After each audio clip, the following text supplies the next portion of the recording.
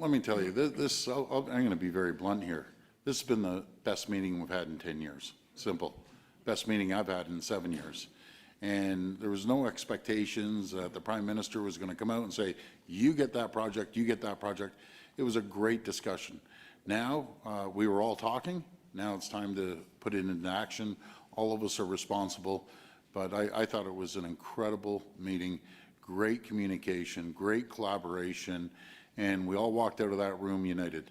And that's the most important thing. Now the Prime Minister is going to go to work, get the legislation passed, and we'll divvy it up.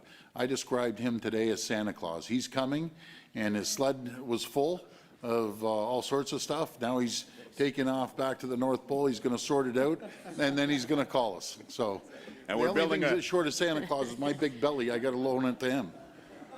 Well, and we're building a port at the North Pole, I think. That's right, absolutely. And critical minerals up in the North Pole. And if I could build on the example that Doug gave, I think one of the critical pieces here is the unity. So while on Christmas morning at my house, my kids are pretty excited and not fighting each other over their toys, New Brunswick is really excited to see the Eastern Energy Partnership as a priority project, and we are in full support of our colleagues in the West advancing the Western and Arctic corridor, and we're not going to be in competition with each other because we're in support of every province here advancing their interests in a way that we're all aware of, that we're all supportive of, and that demonstrates to Canadian the unity among Canadian premiers, the strength around this table, that we're all on the same page to build an economy that serves every Canadian from each of our positions in each of our provinces.